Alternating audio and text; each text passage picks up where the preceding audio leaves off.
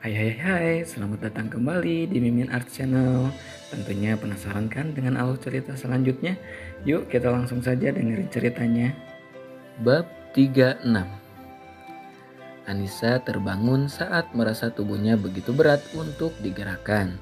Saat membuka mata, Anissa terlonjak kaget ketika melihat Rehan tidur di sampingnya. Dengan posisi tangan yang memeluk perutnya, sontak Anissa mendorong Rehan menjauh darinya hingga membuat Rehan terjatuh ke lantai. Au, sakit banget, gumam Rehan. Tuan, ngapain tidur di samping saya? Tuan, ngapain saya? Tanya Anissa sembari menarik selimut ke atas tubuhnya. Gila kamu ya, main dorong saya, bentak Rehan sembari bangkit dan mengusap-ngusap pantatnya yang sakit. Maaf, saya refleks, ucap Anissa. Udah bagus saya jagain, bukannya bilang makasih malah bikin saya jatuh, gerutu Rehan. Ya maaf, habisnya Tuan ngapain tidur di samping saya? Tuan mau macam-macam sama saya, ucap Anissa penuh selidik. Boro-boro mau macam-macam sama kamu, lihat kamu saja, saya nggak nafsu, ujar Rehan santai. Tuan gak bohong kan? Tanya Anissa lagi. Cek saja tubuhmu, masih utuh nggak? Ucap Rehan. Bajuku masih lengkap, aman, syukurlah. Dia nggak ngapa-ngapain aku, batin Nisa. Anissa bernapas lega saat mendapati semua yang melekat di tubuhnya masih utuh dan tidak ada yang berubah sama sekali. Gimana? Masih nggak percaya? Ujar Rehan. Iya percaya, lain kali tolong jangan tidur di samping saya, ujar Anissa. Kenapa? Takut nggak bisa ditahan dengan pesona saya, ujar Rehan menggoda. Percaya diri banget. Saya nggak mau Tuan hilap sama saya, ujar Anissa. Alasan, gumam Rehan. Kemudian Anissa bangkit dari duduknya, namun saat baru berdiri, Anissa merasa sangat pusing sampai akhirnya terjatuh tepat di depan Rehan. Sehingga dengan sigap Rehan menangkapnya, kaki Anissa tidak kuat menopang tubuhnya saat berdiri, sehingga membuatnya terjatuh. Gak usah sok-sokan kamu pergi kalau badan masih gak kuat, ujar Rehan sembari membantu Anissa berbaring lagi. Saya cuma mau ke kamar mandi, ujar Anissa. Ya sudah, saya bantu, ucap Rehan. Gak usah Tuan, saya gak mau ngerepotin Tuan, tolak Anissa. Gak usah keras kepala, gak mau saya gak mau kamu ngompol di sini, ujar Rehan. Menyebalkan, gumam Anissa. Rehan memapah Anissa menuju kamar mandi. Jangan ikut masuk, ujar Anissa. Memang kenapa kalau saya ikut masuk? Saya hanya ingin membantumu agar kamu gak jatuh, ujar Rehan. Saya bilang jangan, ya jangan, nanti cari kesempatan dalam kesempitan lagi, ujar Anissa. Gak tertarik juga lihat kamu, ujar Rehan. Rehan tetap berdiri di depan pintu kamar mandi menunggu Anissa selesaiin. Saat Anissa keluar, Rehan kembali memapahnya menuju ranjang. Kalau tahu punya anemia, kenapa masih sok-sokan donor internasional darah ke orang lain, ujar Rehan. Kata siapa saya punya penyakit anemia? Jangan sok tahu jadi orang, ujar Anissa ketus. Saya nggak sok tahu, saya tahu karena dokter yang memberitahu, ujar Rehan. Dokter siapa? Saya saja belum periksa ke rumah sakit, ucap Anissa. Tadi ada dokter yang memeriksamu, dia bilang kemungkinan kamu mempunyai riwayat anemia dan memaksakan diri melakukan donor darah, ujar Rehan. Kapan kok saya nggak tahu, ujar Anissa. Tidurmu terlalu pulas sampai nggak sadar kalau ada dokter yang memeriksamu, ujar Rehan. Tunggu, Tuan kapan pulang? Terus kenapa tahu kalau saya sakit? Tanya Anissa. Keluarga saya ada yang sakit, jadi saya pulang. Dan soal kamu, saya nggak melihat kamu di kantor, nomormu juga nggak aktif. Jadi saya datang ke sini. Di depan ketemu sama Bibi. Dia bilang kamu nggak enak badan. Kenapa kamu memaksakan diri mendonorkan darahmu? Apa kamu nggak sayang sama dirimu sendiri? Ujar Rehan. Aku belum buka ponsel dari semalam, mungkin ponselnya sekarang mati. Soal donor darah, orang itu lebih membutuhkan darah saya untuk bertahan hidup. Jika saya tidak mendonorkan darah pada orang itu, belum tentu rumah sakit akan mendapatkan pendonor dengan cepat, sedangkan orang itu sangat membutuhkannya. Jelas Anissa, kamu terlalu baik dan polos, gumam Rehan diri. Maksud Tuan? Tanya Anissa. Enggak, kamu istirahatlah, apa sudah makan? Tadi dokter kasih obat sama vitamin penambah darah buat kamu minum, ujar Rehan. Saya sudah makan, saya juga sudah minum obat pemberian dokter di rumah sakit kemarin, jawab Anissa. Ya sudah, istirahatlah, jangan kemana-mana. Jika ada sesuatu, hubungi saya. Ini ponsel saya, chargernya di sini. Saya ada di ruang kerja, ujar Rehan. Anissa hanya menganggukkan kepala, sedangkan Rehan keluar dari kamar Anissa dan menuju ruang kerjanya. Dia berniat tidak kembali lagi ke kantor dan akan mengontrol perusahaan di rumah saja. Rehan tidak ingin meninggalkan Anissa dalam kondisi sakit. Tentang Cecil, Rehan yakin orang tuanya akan menjaga adiknya dengan baik. Rehan juga sedang menunggu informasi tentang dalang di balik kecelakaan sang adik. Lain Anissa, lain Rehan di rumah paman. Di rumah paman Arya, Murni dan suaminya Arya sedang bertengkar mempermasalahkan sebuah hutang yang istrinya pinjam dari seseorang. Kalau sudah begini kita harus bagaimana? Lagian kenapa mama harus berhutang sebanyak itu sih? Ujar Arya. Pak, mama butuh uang banyak buat arisan, buat kebutuhan mama, buat makan kita semua di sini, buat bayar pembantu juga, Pak. Sekarang nggak ada Anissa yang bantu beresin rumah sama masak tanpa dibayar. Jadi mau tidak mau mama harus bayar pembantu buat bantu urus rumah ini, Pak, ucap Bim Murni. Mama ini ibu rumah tangga, harusnya mama yang urus rumah ini dengan tangan mama sendiri, bukan mengandalkan orang lain. Lagian buat apa sih mama poya-poya terus? Mama kan tahu papa cuman seorang mandor. Gaji papa bisa buat kalian makan saja sudah bersyukur, ujar Arya. Mama itu ikut arisan, Pak, bukan poya-poya. Malulah kalau ketemu teman-teman mama cuman pakai baju itu saja. Bisa-bisa dihina habis-habisan sama mereka, ujar Murni. Ini sifat mama yang gak papa suka. Mama selalu mementingkan gengsi mama tanpa memikirkan keadaan kita. Kalau sudah begini kita harus bagaimana coba? Kita cuma punya rumah ini, ujar Arya. Ya sudah, kita jual saja rumah orang tuamu yang di kampung itu. Rumah itu juga pasti masih bagus walaupun gak terurus. Pasti masih laku mahal, cetus Murni. Itu rumah satu-satunya peninggalan orang tuaku. Rumah itu juga warisan buat Anissa. Mana mungkin aku menjualnya, ucap Raya. Ponakanmu sudah gak tahu di mana sekarang. Gak mungkin juga dia akan balik ke rumah itu. Mungkin saja sekarang dia udah jadi gembel di luar sana, ujar Muni. Jaga ucapanmu, mau bagaimanapun Anissa tetap keponakanku, anak dari adik kandungku, bentak Arya pada sang istri. Udah deh Pak, gak usah belain dia terus. Sekarang gimana caranya biar kita bisa bayar hutang itu, ujar sang istri. Kamu pikir saja sendiri, papa pusing mikirin ulahmu, ucap Arya seraya meninggalkan istrinya di ruang tamu. Sepeninggalan suaminya, Murni memijat pelipisnya yang sakit akibat memikirkan masalah itu. Mas, Sinta pulang, teriak Sinta dari arah luar. Mama kenapa? Kok kayak lagi stres gitu? Tanya Sinta. Mama pusing Sin, tadi orang yang mau pinjami duit datang ke rumah dan menagih hutangnya. Tepat saat papa mau pulang, ujar Moni. Terus tanya Sinta.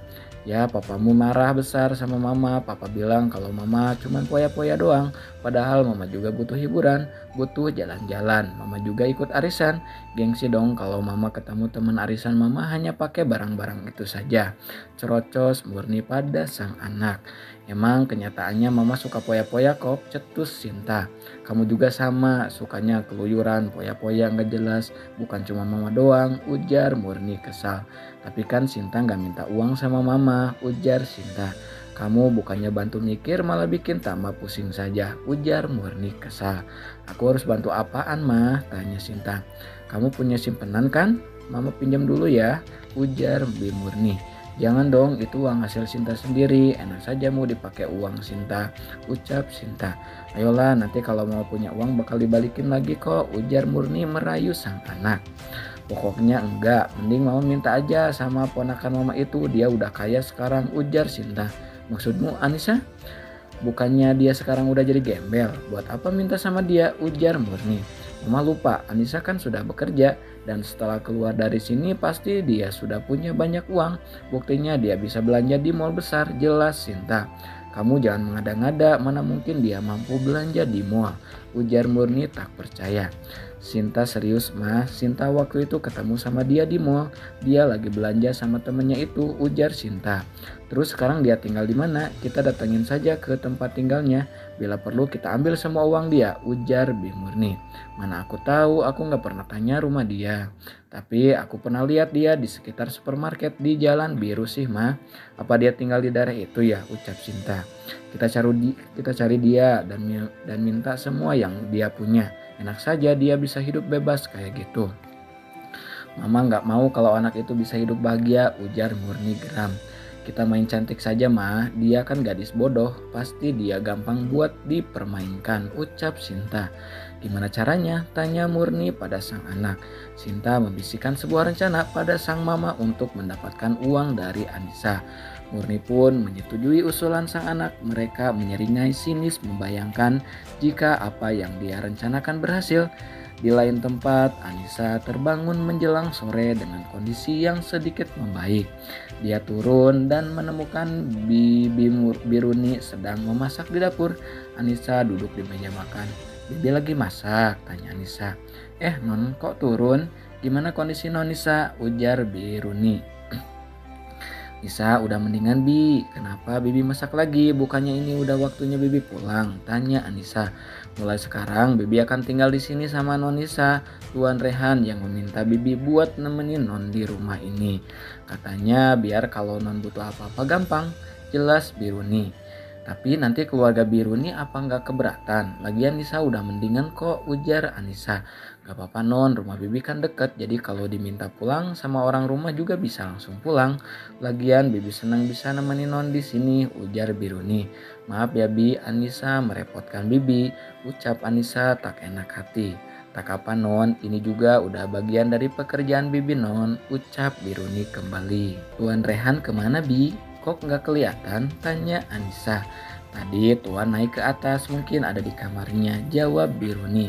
Kenapa cari saya? Kangen, ucap Rehan di atas tangga. Percaya diri banget jadi orang, gumam Anissa. Kamu kenapa turun? Apa sudah baikan? Tanya Rehan yang menghampiri Anissa dan duduk di sebelahnya. Udah membaik kok, besok juga sudah bisa bekerja, jawab Anissa. Syukurlah, besok gak perlu bekerja dulu, pulihkan dulu badanmu, baru bekerja lagi, ujar Rehan. Saya sudah sehat kok, saya bisa bekerja dengan maksimal lagi besok, ujar Anissa. Keras kepala sekali kamu, nanti kalau terjadi apa-apa sama kamu saya juga yang repot, ujar Rehan. Lagian ngapain Tuan ngurusin saya kan gak minta diurusin, ucap Anissa enteng. Sudah dibantu, bukannya terima kasih malah kayak gini, dasar kampungan gak tahu terima kasih, ucap Rehan. Ya deh iya, terima kasih Tuan Rehan yang tampan dan baik hati, ujar Anissa. Saya memang sudah tampan sejak lahir, ujar Rehan. Percaya diri banget jadi orang, gumam Anissa. Biruni yang melihat interaksi tuannya dengan Anissa merasa senang. Selama Biruni bekerja di rumah itu, dia hanya bertemu dengan tuannya beberapa kali. Yang Biruni tahu, Rehan adalah orang yang tegas dan keras, membuat Biruni selalu takut jika melakukan kesalahan dalam pekerjaannya, sehingga dia selalu teliti dan sangat berhati-hati saat bekerja. Namun hari ini Biruni bisa melihat dengan jelas dan dengan mata kepalanya sendiri bahwa bosnya itu juga memiliki sisi lain yang lembut dan penuh kehangatan. Mungkin hanya dengan orang-orang tertentu saja Tuan bisa selembut dan sehangat ini. Beruntung sekali Nona Anissa jika bisa bersama dengan Tuan Rehan. Dan aku yakin Tuan Rehan juga akan sangat beruntung jika bisa bersama Non Anissa yang baik hati ini. Mereka terlihat sangat serasi, pikir Biruni sembari tersenyum senang membayangkan betapa bahagianya jika bosnya bisa bersatu dengan Anissa. Bibi, panggil Anissa. Bibi, panggilnya lagi. Iya Non, ada apa? Tanya Biruni kaget. Harusnya Nisa yang tanya, Biruni kenapa kok melamun? Sampai dipanggil berkali-kali gak denger, ujar Anissa.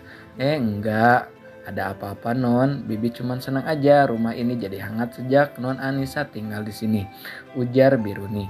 Kirain ada apa? Masaknya udah beres kan Bi? Tanya Anissa.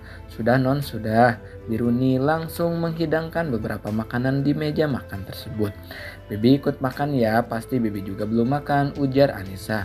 Bibi nanti aja non, silahkan Tuan dan Nona Anissa makan dulu, ucap Biruni. Gak mau, Bibi juga harus makan di sini dengan kita, ujar Anissa yang kemudian berdiri menghampiri Biruni dan memaksanya untuk makan bersama mereka. Rehan yang melihat Anissa yang begitu baik bahkan pada pembantunya membuat dia semakin kagum pada Anissa. Tapi non, Bibi gak enak, Bibi makan nanti saja ya, tolak Biruni. Sudah makan saja Bi, jangan, saya nggak keberatan kok. Rehan pun membuka suara. Mau tidak mau Biruni akhirnya ikut makan bersama Anissa dan juga Rehan. Di sela-sela makannya, ponsel Rehan berdering tertera nama Randy di layar ponselnya. Rehan menyudahi makannya, bangkit dari duduknya dan mengangkat panggilan itu sembari menjauh dari meja makan. Anissa hanya melihat sekilas lalu melanjutkan makannya bersama sang bibi. Nah, digitu dulu ya, bab 36-nya dilanjut nggak ya? Ditunggu aja kakak. Dilanjut lagi kakak, bab 37-nya. Apa sudah ketemu? Tanya Rehan pada asistennya. Belum tuan, tapi saya menelepon tuan untuk memberitahukan hal lain yang tak kalah pentingnya, ujar Randy. Apa?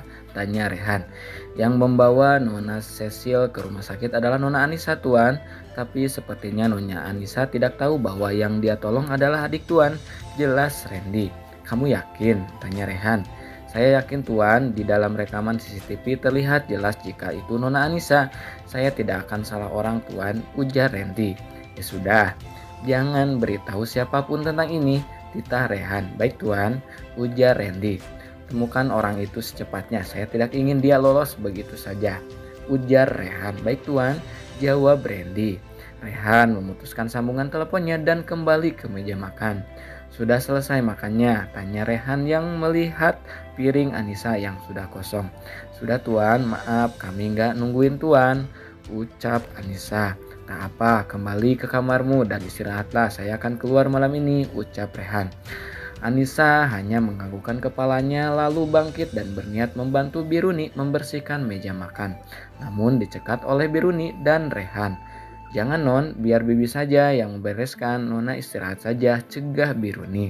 Bibi benar, biar Bibi yang membereskannya, lagian ini pekerjaan dia, ujar Rehan. Anissa mendengus pelan, dia tidak membantah ucapan mereka dan pergi menuju kamarnya. Bi, tolong jaga Nisa. Malam ini saya nggak tidur di sini, ujar Rehan. Baik tuan, Bibi akan menjaga Nona Anissa dengan baik, ucap sang bibi. Rehan pergi dari rumah itu menuju rumah sakit tempat adiknya dirawat. Sesampainya di rumah sakit, Rehan masuk ke dalam kamar rawat adiknya. Rehan sangat senang saat melihat sang adik sudah sadar, namun rasa itu dia tutupi dengan sikap cueknya. Kakak datang. Kakak gak seneng ya kalau Cecil sudah sadar, ucap Cecil dengan mendengus kesal. Saya senang, gimana keadaanmu? Tanya Rehan sembari berjalan menghampiri ranjang sang adik. Udah mendingan kok, cuman masih pusing sama lemes saja. Kakak kenapa baru datang? Tanya Cecil. Ada urusan di luar. Di mana mama? Tanya Rehan. Lagi cari makan mungkin, jawab Cecil. Rey udah datang, ini mama habis beli makanan, kamu udah makan belum Rey? Makan bareng yuk, mama sengaja beli lumayan banyak biar kalau kamu datang bisa langsung makan, jelas Rina pada sang anak. Saya sudah makan, mama saja yang makan, ucap Rehan santai. Ya padahal mama berharap banget bisa makan bareng sama kamu Rey, malah kamu udah makan duluan, ucap Rina sembari menengus pelan. Rehan tidak menjawab. Dia duduk di sofa dan memainkan ponselnya. Ponsel Rehan berdering tertera nama sang asisten di layar ponselnya. Dengan cepat Rehan mengangkat panggilan tersebut dan berjalan keluar dari kamar sang adik. Gimana Ren? Tanya Rehan. Sudah dapat tuan. Dia hanya orang suruhan tuan, tapi orang tersebut tidak mau memberitahukan siapa orang yang menyuruh dia, jelas Randy. Sekap dia di tempat biasa buat dia mengaku, beri dia pelajaran tapi jangan bunuh dia, ujar Rehan. Tapi bos, Pak Brian dan anggotanya sudah membawa orang itu ke kantor polisi karena saat menemukan orang tersebut saya bersama dengan Pak Brian dan anggotanya, ujar Randy. Ya sudah, kalau begitu biar saya yang menghubungi Brian, ujar Rehan lalu mematikan sambungan teleponnya dan berganti menghubungi Brian. Halo, sapa Brian di seberang telepon. Kamu di mana? Tanya Rehan. Dalam perjalanan ke kantor polisi Ray, kami sudah berhasil menangkap pelakunya dan akan kami urus dia. Jelas Brian, bawa dia ke markasku biar orang-orangku yang mengurusnya, ujar Rehan. Buat apa lagi Ray, kamu mau bermain dengan dia? Udahlah Ray, biar aku dan tim kuasa saja yang mengurusnya, ujar Brian. Tidak bisa, dia tidak akan mengaku jika berada di sel tahanan. Saya punya cara sendiri untuk membuat dia mengaku, ujar Rehan. Ya sudah, terserah kamu saja, aku bawa dia ke tempatmu. Pak putar balik, terdengar Brian memerintahkan rekannya yang sedang menyetir. Apa kamu mencurigai sesuatu, Ray? Tanya Brian. Ya, sepertinya saya tahu siapa dalang di balik semua ini, ucap Rehan menekankan suaranya sembari mengepalkan tangannya. Musuh bisnis Rehan memang banyak, namun mereka tidak akan berani mengincar dan melukai orang terdekatnya. Mereka hanya akan berbuat curang dalam hal bisnis dan tidak akan lebih dari itu. Pikiran Rehan tertuju pada satu orang yang kemungkinan akan melakukan hal itu pada orang-orang terdekat Rehan. Apalagi dengan posisi adiknya yang tanpa pengawal. Keterlaluan kamu. Bisa-bisanya kamu melukai keluargaku, batin Rehan geram. Rehan mengepalkan tangannya dengan kuat hingga otot di tangannya terlihat menonjol. Ray, panggil sang papa. Genggaman Rehan mengebor saat mendengar panggilan dari sang papa. Kenapa di luar? Ayo ke dalam, ujar sang papa. Tanpa menjawab, Rehan berjalan mengikuti sang papa masuk ke dalam kamar rawat Cecil. Malam ini Rehan dan kedua orang tuanya berjaga di rumah sakit. Rehan memang memindahkan sang adik ke ruang rawat VIP agar memudahkan dia atau orang tuanya jika menginap di sana. Malam semakin larut, Cecil dan kedua orang tua Rehan sudah terlelap. Namun tidak dengan Rehan. Rehan berdiri di samping jendela kaca yang ada di ruangan itu, menatap langit yang penuh dengan bintang lalu beralih menatap ke arah bawah. Bayangan kelam waktu itu membuat dia harus kehilangan semuanya. Kehidupannya yang hancur juga, cintanya yang hilang, sampai akhirnya sang adik yang menjadi korban atas balas dendam seseorang yang harusnya terjadi pada dia. Tidak seharusnya sang adik yang menerima rasa sakit itu, karena apa yang telah terjadi tidak ada hubungannya dengan sang adik. Rehan berbalik ingin keluar dari kamar Cecil, namun baru saja memegang handle pintu, Rehan berhenti karena mendengar papanya memanggil. Ray, mau kemana? Tanya sang papa yang terbangun. Keluar, jawab Rehan singkat dan langsung keluar dari kamar tersebut. Rehan duduk di sebuah kursi tunggu di depan kamar Cecil. Tak lama sang papa pun keluar dan ikut duduk di samping Rehan. Ray, apa yang sebenarnya terjadi? Apa orang yang menabrak adikmu sudah tertangkap? Tanya sang papa. Ini semua salahmu dan istrimu itu. Adikku begini karena kalian, ujar Rehan. Apa maksudmu? Papa sama papa gak pernah ada niat buat nyakitin kalian berdua, apalagi mencelakakan kalian, ujar sang papa. Ulah kalian di masa lalu yang mengakibatkan adikku celaka sekarang. Apa kalian tidak sadar? Apa yang kalian lakukan itu membuat adikku jadi incaran mereka, ucap Rehan penuh penekanan menahan amarah. Maksudmu apa Ray? Papa gak ngerti sama sekali, tanya sang papa yang masih bingung dengan ucapan anaknya. Rehan mengepalkan tangannya dan meninju tembok yang ada di depannya, masih saja pura-pura tidak paham. Hidupmu hanya mementingkan bisnis, harta, dan gengsi semata. Sampai-sampai kalian tidak memikirkan imbas dari apa yang kalian lakukan. Rehan menekankan suaranya lagi sembari menunjuk muka sang papa yang mulai ketakutan. Ray, papa beneran gak ngerti maksud apa yang kamu katakan. Papa sama mama sayang sama kalian berdua. Kalian anak papa yang papa sayangi. Apapun yang papa lakukan semua itu hanya demi masa depan kalian, Ray, ujar sang papa dengan sedikit takut. Beruntung kalian adalah orang tuaku.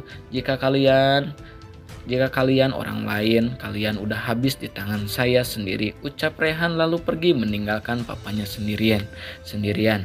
Pria parubaya itu bernapas lega setelah sang putra pergi meninggalkannya, sedangkan Rehan melajukan mobilnya, membelah dinginnya malam tanpa arah tujuan yang pasti. Rehan menghentikan mobilnya di sebuah bar. Dia masuk ke dalam bar tersebut dan memesan minuman beralkohol. Dengan cepat dia meminum minuman tersebut sampai habis dan memesannya kembali. Seorang barista yang sangat mengenal Rehan berusaha menghubungi asistennya. Karena jika Rehan masuk ke dalam bar tersebut pasti sedang terjadi sesuatu pada dirinya. Tak selang lama Randy datang ke bar tersebut, namun Randy tidak langsung menghampiri bosnya. Dia duduk di meja lain memantau keadaan Rehan. Sudah 4 botol minuman yang Rehan habiskan, kini dia meminum botol kelimanya. Randy yang melihat Rehan masih dalam kondisi aman meninggalkannya untuk ke kamar mandi. Namun saat Rehan sudah mulai mabuk, datang seorang wanita yang memakai dress merah cabai mendekati Rehan. Rehan, kebetulan kita ketemu di sini. Sepertinya kamu sendirian di sini. Aku akan menemanimu malam ini, ujar wanita tersebut sembari tersenyum sinis melihat Rehan yang sudah mulai tak sadarkan diri. Ini kesempatan aku untuk membuatmu menjadi milikku selamanya, Ray, gumam wanita tersebut dengan lirih. Wanita tersebut mencoba memapah Rehan menuju kamar hotel yang sudah dia booking sebelumnya. Randy yang baru kembali dari kamar mandi dan tidak melihat Rehan di mejanya langsung mencari ke segala sudut. Randy menuju meja barista dan bertanya tentang Rehan. Apa kalian melihat Tuan Rehan? Tanya Randy. Tadi Tuan Rehan dibawa keluar oleh seorang wanita berdres merah cabai, Pak. Saya kira dia kekasih atau saudara dari Tuan Rehan, jawab sang barista. Randy langsung keluar dari bar tersebut namun tidak melihat siapapun di sana. Kemudian dia mencoba menghubungi nomor bosnya berharap orang yang membawanya mau mengangkat panggilan itu. Randy tidak habis akal. Dia menelusuri beberapa hotel di dekat tempat itu, namun hasilnya nihil. Dia tidak menemukan Rehan. Tinggal satu hotel lagi yang belum dia cek. Randy bergegas menuju hotel tersebut dan meminta kepada resepsionis untuk mengecek CCTV yang ada. Awalnya resepsionis tersebut menolaknya, namun pada akhirnya setelah Randy mengeluarkan kartu identitasnya, sang resepsionis tersebut menyetujui perintah Randy dan langsung menghubungi atasannya. Ternyata dugaan Randy benar, wanita itu membawa Rehan ke hotel tersebut. Randy langsung meminta kunci cadangan kamar itu. Sementara itu, wanita yang membawa Rehan merebahkan tubuh Rehan di atas ranjang. Aku udah gak sabar jadi istri seorang pengusaha nomor 1 sepertimu. Pasti sangat menyenangkan sekali. Aku akan menjadi wanita yang kaya raya di dunia ini, gumam wanita itu. Jangan salahkan aku jika aku berbuat nekat seperti ini padamu. Andai saja kamu mau menerima aku, mungkin aku tidak akan melakukan ini padamu, gumam wanita itu lirih sembari melepas kancing ke meja Rehan satu persatu. Rehan yang sudah tidak sadarkan diri karena mabuk tidak tahu bahwa dirinya sedang bersama seorang wanita di dalam kamar hotel. Saat wanita itu akan melepaskan kemeja yang Rehan pakai, pintu kamar terbuka dan datanglah Randy dan beberapa keamanan di hotel tersebut. Berani-beraninya kamu membawa Rehan ke tempat seperti ini, wanita jalang, ucap Randy dengan keras sembari menarik wanita itu mundur sampai terjatuh ke lantai. Apa-apaan ini, kalian siapa? Rehan itu calon suamiku, jadi wajar kalau aku membawa dia ke sini, ujar wanita tersebut. Saya tidak percaya dengan ucapan Anda. Anda pasti sengaja ingin menjebak Tuan Rehan kan? Banyak wanita di luar sana yang mengaku kekasih dari Tuan Rehan hanya karena ingin mendekati tuanku, ucap Randy tegas. Telepon saja ibunya Rehan kalau kamu tidak percaya, ucap wanita itu. Saya tetap tidak percaya. Saya asistennya dan saya tahu siapa yang sedang dekat dengan Tuan Rehan dan itu bukan Anda, tegas Randy pada wanita itu. Satpam, urus wanita ini, ujar Randy. Randy membawa Rehan keluar dari kamar tersebut menuju mobilnya, dibantu oleh salah satu satpam. Aku harus bawa Tuan kemana? Kalau ke rumah utama? Jangan. Aku bawa ke rumah pribadinya saja, gumam Randy. Setelah 1 jam perjalanan akhirnya Randy sampai di rumah Rehan. Randy mengetok pintu. Tak lama kemudian pintu dibuka oleh Bi Rooney. Bi, tolong bantu saya angkat Tuan Rehan ke dalam, ujar Randy. Tuan kenapa? Tanya Bi Rooney. Dia mabuk Bi, ayo tolong bantu saya, ujar Randy. Anissa yang mendengar suara orang langsung terbangun dan turun ke bawah. Anissa terkejut saat melihat Randy dan Bi Rooney memapah Rehan masuk ke dalam. Tuan, "Tuan, ini kenapa?" tanya Anissa terbata. Randy terus berjalan melewati Anissa tanpa menjawab pertanyaannya. Anissa mengikuti Randy yang membawa Rehan ke dalam kamar. "Tuan Rehan mabuk berat. Saya minta tolong Nona untuk merawatnya," ujar Randy. "Mabuk? Kenapa dia bisa mabuk-mabukan begini? Apa dia memang sudah sering mabuk-mabukan?" tanya Anissa. "Tidak, Tuan tidak pernah mabuk seperti ini kecuali dia sedang ada masalah," ujar Randy. "Masalah?